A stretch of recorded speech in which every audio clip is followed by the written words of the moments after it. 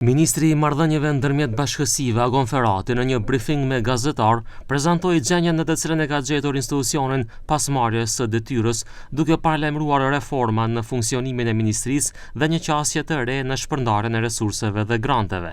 Ferrati tha se ministria e cila më herët është udhëhequr nga Artan Grupi dhe më pas nga Ivan Stojlković për vite me radhë ka pasur mungesë të orientimit strategjik, kushteve elementare për punë dhe kohezionit të brendshëm.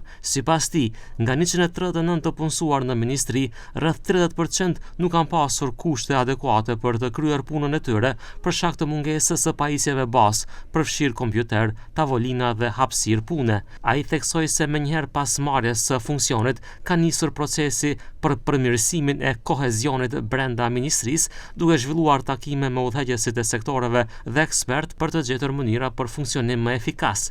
Sipas Ferratit, një prej problemeve kryesore është mungesa e dokumenteve strategjike dhe se institucioni nuk ka pasur një drejtim të qartë dhe orientim afatgjatë.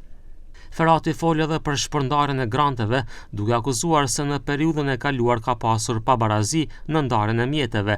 Sipas tij, nga 36 grantet e ndara, 29 kanë shkuar për komunitetin dhe shoqatat serbe, kryesisht për organizimin e aktiviteteve kulturore, ndërsa një grant ka pasur vlerë prej 500.000 denarësh.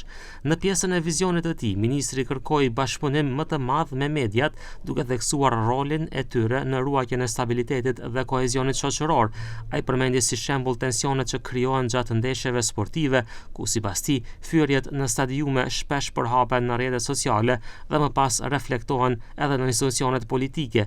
Ai vlerësoi se një nga arsyet që krijon pakënaqësi mes komuniteteve është edhe mënyra e shpërndarjes së investimeve dhe mbështetjes publike, duke sugjeruar se edhe në sport duhet të ketë një qasje më të balancuar.